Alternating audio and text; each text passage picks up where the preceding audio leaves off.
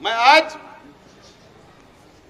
इस बात का ऐलान करता हूं कि जो मैं उम्मीदवारी करना चाहता था पार्लियामेंट की, मैं आज मेरी उम्मीदवारी, मेरी ख्वाहिश मैं वापस लेता हूं। मैं पार्लियामेंट की उम्मीदवारी नहीं करूंगा। लेकिन अगर शहर के तमाम ही सियासी पार्टी के लोग, शहर की दीनी तंजीमें अगर चाहती है कि शेख आसिफ उम्मीदवारी करे, तो 2 दिन पीर और मंगल तक मैं इंतजार करूंगा। और अगर वो बोलेंगे तो फिर आप शहर की आवाम एक साथ एक प्लेटफार्म पे आए। इंशाअल्लाह ये भाजपा को टक्कर देने की ताकत से हमारे शहर के अंदर है, हमारे ताल्लुके के अंदर है, हिंदू मुस्लिम एकता के अंदर है। ये बात का आज मैं ऐलान करता हूं। लेकिन अभी वापस उम्मीदवारी मांगा। अब इंडिया अलायंस की हमारी उम्मीदवार है doctor Subhash Bhamre, member of parliament 2 मरतबा बने। 10 साल से मेंबर ऑफ पार्लियामेंट है, भारतीय जनता पार्टी से चुनकर गए, जनरल कैटेगरी।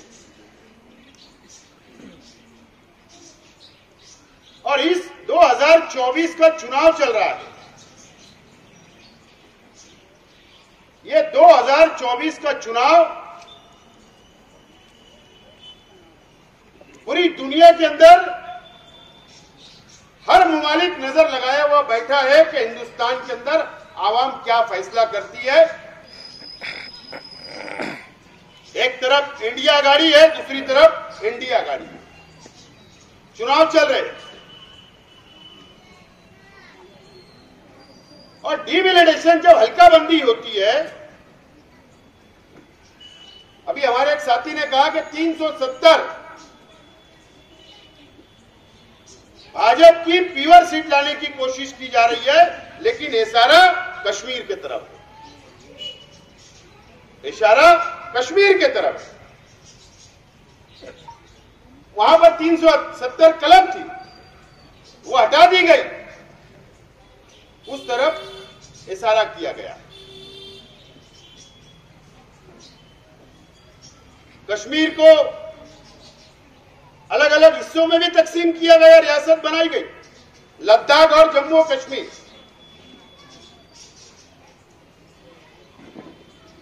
मैं बोलना यह चाह रहा हूं कि ये चुनाव के बाद में 29 में शायद नए पार्लियामेंट के हलके बने, नए डिमिलिटेशन हो गए, और हो सकता है कि जिस तरीके से कश्मीर को तोड़ा गया, हो सकता है कि धुलिया और मालेगांव को भी डिमिलिटेशन के अंदर तोड़ दिया जाए। मेरा इशारा समझ लो, तोड़ दिया जाएगा, हो सकता है। हमारी वोटों को बात अलग कर दिया जाएगा। और इसके लिए ये इलेक्शन हमारे लिए बहुत अहमियत का है। अब जाहिर सी बात है, अगर शेख रशीद साहब हयात होते, दुनिया में होते हमारे बीच, तो मैं जिम्मेदारी से बोलता हूं कि शेख रशीद साहब अभी उम्मीदवार होते। लेकिन अल्लाह को कुछ और मंजूर था। शेख रशीद साहब बोला करते थे कि मैं पार्लियामेंट का इलेक्शन लड़ूंगा, लेकिन आज हमारे बीच में नहीं है। और शेख रशीद साहब की बातों को ही मैं आगे बढ़ाने की कोशिश कर रहा था कि मैं भी पार्लियामेंट का इच्छुक उम्मीदवार हूं, ख्वाहिशमंद हूं। और कई लोग दलील देते हैं, हमारे मुखालिफ बोलो माफी के साथ, या कुछ स्कॉलर लोग बोलो, या अपने आप को बहुत महारत रखने की शहर में बताते हैं कि हम बहुत माहिर हैं, हमको बहुत राजकारण समझता है। ऐसे बताने वाले को भी मैं बताना चाहता हूं कि मैंने कहा ना कि हिकमत अमली से इलेक्शन होते हैं, लेकिन अलग अलग ओपिनियन पोल, अलग अलग बातें कि मुसलमान तो चून कर ही नहीं आएगा ये हल्के से, इस तरीके की बातें करके मायूस करने का काम शहर को, मालेगांव शहर के अंदर किया जा रहा है।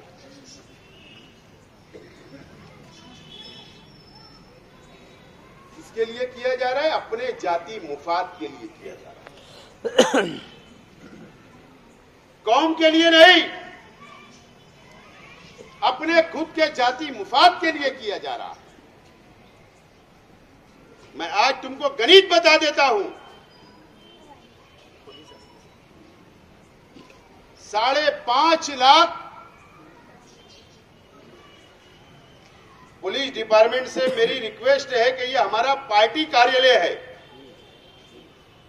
हमको समझता है आचार संहिता, इलेक्शन है, पार्टी कार्यालय के ऊपर कोई परमिशन नहीं लगता।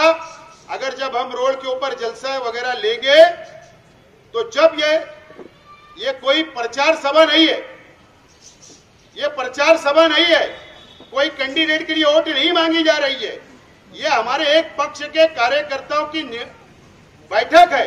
इसके लिए पुलिस डिपार्टमेंट से विनती हाथ जोड़कर कि कायदा हमको ना समझाए, आप लोग वापस जाए।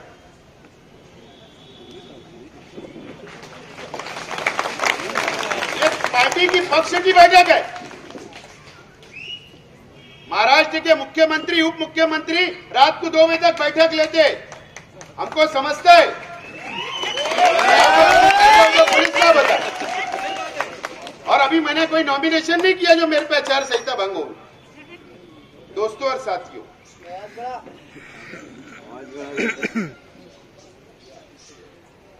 मायूस करने का काम ये शहर में किया गया। 5.5 लाख वोट है मालेगांव शहर के अंदर, धुलिया हल्के के अंदर 5.5 लाख तकरीबन मुस्लिम समाज की वोट है। टोटल वोट 20 लाख है, उसमें से 5.5 लाख, यानी हमारा अगर परसेंटेज आप निकालेंगे तो 25% इस हल्के के अंदर हमारे अपने समाज की, मुस्लिम समाज की वोट है।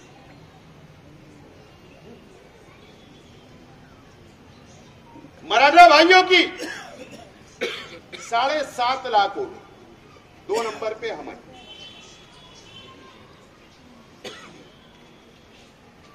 हमारे ओबीसी भाई जो है, चाहे वो माली समाज हो, चाहे वानी समाज हो, अलग अलग जो ओबीसी समाज में आते हिंदू भाई, उनकी तकरीबन 2 से 2.5 लाख के बीच में वोट है। आदिवासी समाज, उनकी भी वोट तकरीबन 2-2.5 लाख वोट है। फिर दलित समाज तकरीबन 1.5 से 1.25 लाख वोट है। उसके बाद छोटे छोटे कास्ट मिलाकर ऐसे कुल वोट 20 लाख है इस हल्के के अंदर। और अगर उम्मीदवारी की ख्वाहिश अगर मैंने जाहिर किया तो हवा में नहीं, और सिर्फ मुस्लिम वोट के भरोसे नहीं, बल्कि सिर्फ शेख रशीद साहब की वजह से, शेख रशीद साहब ने जो अपने सियासी कैरियर बनाया, जो हर समाज, हर धर्म को शेख रशीद साहब लेकर चले, उस वजह से मैंने कहा कि हमारे परिवार से अगर मैं उम्मीदवार रहूंगा तो हिंदू भाई भी वोट देने के लिए बिल्कुल एक पैर पर तैयार है। उसको उन्होंने आज एकदम साफ तौर पर कहा कि बोले हम कोई भी पार्टी में रहेंगे, लेकिन अगर आप खड़े रहेंगे तो हम आपके साथ खड़े रहेंगे। और इसी तरीके से दलित भाइयों ने भी कहा और हर समाज के लोगों ने, हिंदू भाइयों ने कहा कि आप लड़िए। और नहीं तो मुझे बताइए आपके कौन ऐसा उम्मीदवार है जो चुनकर आ सकता है। और आप ये तो सोचिए कि 19 के अंदर जो असेंबली का चुनाव हुआ, अगर एक प्लेटफार्म पर सब आ जाते, तमाम ही सियासी पार्टी के लोग, तमाम ही हमारी दीनी तंजीमें, समाजी तंजीमें अगर एक प्लेटफार्म पर आ जाते तो आपने देखा कि असेंबली के अंदर मैं उम्मीदवार था, हमारे मध्य मुकाबले मुफ्ती इस्माइल साहब थे, इनकी अगर टोटल वोट जो पड़ी थी वो 2,10,000 पड़ी। कितनी पड़ी थी? 2,10,000 वोट। सिर्फ और सेंट्रल असेंबली हल्का धुलिया के अंदर फारूक शाह जो आमदार है, उनको कितनी वोट पड़ी? 50,000 के लगभग पड़ी। कितनी? 50,000 के लगभग। 2,60,70,000 हो गई। और अलग अलग जो उम्मीदवार थे धुलिया के अंदर, जो हिंदू भाई जो उम्मीदवार थे, उन्होंने मुसलमान वोट लिया। कुछ अलग अलग वोट जो बटी, ये मिलाएंगे तो असेंबली के अंदर, इस पार्लियामेंट हल्के के अंदर, मैं जिम्मेदारी से बोलता हूं कि 3 लाख 3.25 लाख वोट मुसलमानों ने दिया था। वो अलग अलग पार्टियों को दिया होगा, लेकिन वोट गिरी थी। आज 5 साल गुजर गए। 5 साल के बाद आज वोट बढ़ी है, नए नौजवानों की वोट बढ़ी है। और अगर सब एक प्लेटफार्मों पर रहते और अगर ताकत से हम लोग अगर वोट गिराने की कोशिश करते, तो मैं जिम्मेदारी से बोलता हूं कि 3.5 लाख वोट 5.5 में से हम गिरा सकते थे, लेकिन इस जानिब कोई सोचा ही नहीं, सिर्फ मायूस किया गया। और अगर दलित भाई वन साइड वोट, अगर संविधान बचाने के लिए अगर हम एक जगह आते और हिंदू भाई और ओबीसी भाई, मराठा भाई अगर आते, तो मैं यकीन के साथ बोलता हूं कि खासदार शेख रशीद परिवार से इंशाल्लाह रहता था। जिम्मेदारी से बोल रहा हूं। 20 लाख वोट उम्मीदवार सिर्फ 2 ही लड़ेगी क्या? उनको ही अधिकार है। अरे अभी तो नॉमिनेशन शुरू नहीं हुआ, कल फॉर्म उठाए गए, परसों, अब कल से नॉमिनेशन होगा। कम से कम 25-50 उम्मीदवार रहेंगे। तो जरा हिकमत की तो बात किया करो, सोच के बात किया करो।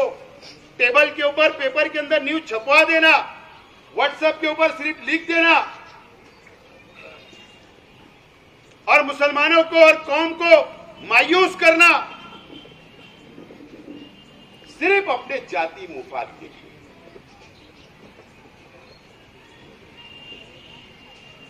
तो ठीक है, आज मैं बोलता हूं, मेरी पार्टी अगर मेरे पे कार्रवाई करेंगे तो मैं तैयार है पार्टी की कार्रवाई झेलने के लिए। सब एक प्लेटफार्मों पर आ जाओ, एक प्लेटफार्मों पर आ जाओ। देता हूं मैं तुमको टाइम, जुमा तक नॉमिनेशन का है, देता हूं मैं टाइम। चलो 2 दिन का टाइम देता हूं। चलो सब दीनी तंजीमों ने, सब शहर के सियासी लीडरान ने, सब लोगों ने मिलकर चलो मेरे को उम्मीदवार बना दो। मैं जिम्मेदारी से बोलता हूं कि हमारे परिवार के साथ जातिवाद नहीं होगा, हिंदू भाई भी मजबूती के साथ खड़ा रहेगा। 5 से 6 कारपोरेटर 2 दिन पहले धुलिया के मेरे पास आए, अलग अलग पार्टियों के थे। उन्होंने कहा कि आसिफ भाई आप इलेक्शन लड़िए, हम इंतजार कर रहे हैं इलेक्शन लड़िए। ये मैंने मेरा गणित, मेरा हिसाब बताया हूं। बीच में मौलाना उमरान साहब, उनको भी हक है, उनको भी अधिकार है। मैंने कहा कि एक फकीर को भी अधिकार अगर उसकी वोट आती और एक हैदानी को भी अधिकार है इलेक्शन लड़ने का, तो मौलाना उमरान के अलग है। अगर उन्होंने ख्वाहिश जाहिर की, मीडिया में उन्होंने कहा, अगर कुछ लोगों ने उनको मशवरा दिया और अगर हमने कहा कि अगर आजाद उम्मीदवार मौलाना उमरान साहब रहेंगे तो हम बिल्कुल आपके सपोर्ट करने के लिए तैयार है, पार्टी 2 नंबर पे पहले आप। क्या गलत कहा? मैं गया उनसे मिलने के लिए, जाके मैंने उनसे बातचीत की, उन्होंने कहा मुझसे, हमारी चर्चा हुई, मैंने भी कुछ मशवरा दिया, उन्होंने भी कुछ बातें रखी। आप मौलाना उमरान साहब को क्या समझते हैं? सिर्फ मालेगांव शहर के आलिम है, all India Muslim personal law board के सेक्रेटरी है। कम उम्र में उन्होंने क्या तहरीकें चलाई? सिर्फ हम तो यही देखते कि ट्रिपल तलाक था तो मौलाना ने तहरीक चलाई, एनआरसी हुआ तो मौलाना ने तहरीक चलाई। नहीं, जब दलित भाइयों के ऊपर अत्याचार हो रहा था, मॉब लिंचिंग हो रही थी मुसलमानों के साथ, जब चर्च तोड़े जा रहे थे यही हुकूमत के वक्त, तो मौलाना ने दलित, मुस्लिम और सभी धर्म और all India Muslim personal law board के स्टेट से दलित भाइयों के साथ मिलकर वामन मिश्राम, जो बहुत बड़े दलित नेता हैं, उनके साथ एक मंच के ऊपर उन्होंने तहरीक चलाई थी। जाहिर सी बात है, वामन मिश्राम जो बड़े दलित नेता है, मौलाना के असर रसूख है, हो सकता है वंचित का कैंडिडेट वो विड्रॉल करवा लेते, वंचित की हिमायत दे लेते, ओबीसी नेता आते उनके लिए। उनके ऊपर तो कोई इल्जाम नहीं है हिंदू मुसलमान का, सिर्फ वो एक आलिम है, बस इतना ही है ना। तो क्यों हिंदू भाई वोट नहीं देते? उनके पास भी हिसाब बराबर था, अगर एक प्लेटफॉर्म पे सब आ जाते। लेकिन उनको भी डराया गया, उनको भी नर्वस किया गया। अरे इलेक्शन में दो ही चीज होती है, या तो जीतते हैं या तो हारते हैं। हार जीत का खेल है, और अगर अल्लाह को जो मंजूर है, इज्जत और जिल्लत तो हमारा ईमान अल्लाह देता है। लेकिन उनको भी मायूस किया गया, उनको भी डराया गया, अलग अलग लोगों को भेजा गया, उनको डराने के लिए, दबाने के लिए। मैं बहुत ज्यादा तफसील में नहीं जाऊंगा, लेकिन अगर कोई नौजवान आलिम अगर खड़ा हो रहा है, और वो तो असेंबली लड़ने की थोड़ी बात कर रहे थे, अगर वो असेंबली में रहेंगे तो क्या मैं वापस हो जाऊंगा? नहीं, मैं तो असेंबली का कैंडिडेट भी हूं ना। अगर वो असेंबली की बात करते तो मैं बोलता था नहीं मौलाना, मैं तुम्हारे सामने, मेरी भी विचारधारा, मेरी भी पार्टी है, मेरी भी वोट बैंक है, मैं लड़ता था। लेकिन वो पार्लियामेंट की बात कर रहे थे, तो खौफ क्यों असेंबली का था, क्यों डर था, ये भी सवाल है। अरे पार्लियामेंट में भेजते, वहां पे कौम की नुमाइंदगी करते, शरीयत में जो मुदाखलत भारतीय जनता पार्टी कर रही उसको रोकने का काम करते, आवाज उठाने का काम। दो भाई खलीफा जैसे फिक्सिंग नहीं करते, मैच फिक्सिंग ईमानदारी से, तकवे से, आंख में आंख डाल के बात करते, और इन पे ईडी की कार्रवाई भी नहीं होती क्योंकि इनके पास माल भी नहीं। लेकिन मैं बोला ना कि जाति मुफाद हावी रहा, जाति मुफाद, बिस्सी नहीं उड़ेगी। मौलाना रहते तो बिस्सी नहीं मिलती, और हमने तो बोला था ना, तन मन धन सब लगा देंगे। अब कौम के लिए अगर हम कुर्बानी देने के लिए तैयार थे, तो मेरा शहर की आवाम से सवाल है कि दूसरी पार्टी के लोग क्यों कुर्बानी देने तैयार नहीं थे?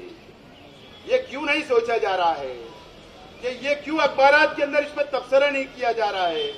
क्यों घर के अंदर बैठ के जो राइटिंग में लिखते वो ये बात क्यों नहीं लिख रहे हैं? क्यों सोशल मीडिया के ऊपर इस पर तबसरा नहीं हो रहा है? तो बिस्सी का मसला है असल। बिस्सी अगर खत्म हो जाएगी, पिछले अमीर तरीन शख्स थे अमरीश भाई पटेल, मैं जिम्मेदारी से बोलता हूं, अमरीश भाई पटेल से जाके पूछ लेना, 2 इलेक्शन अमरीश भाई पटेल का शेख रशीद साहब की क़यादत में लड़े, कोई पार्टी फंड नहीं लिया हमने, सिर्फ जो इलेक्शन लड़ने जो अखराजात लगते जमीनी वर्करों के लिए वही लिए।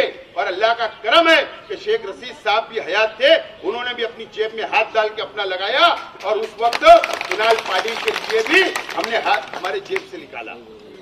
अल्लाह का करम है, कोई बोल नहीं सकता कि हमने पार्टी फंड लिया। इसलिए एकदम रुबाब से बात करते, झुक के बात नहीं करते। शहर के अंदर क्या कितना भी बड़ा लीडर आ जाए, कितना भी प्रेशर आ जाए, इसके लिए के साफ सुथरे हैं। आज हमको फैसला लेना है, लेकिन अभी मीडिया के हमारे साथी है,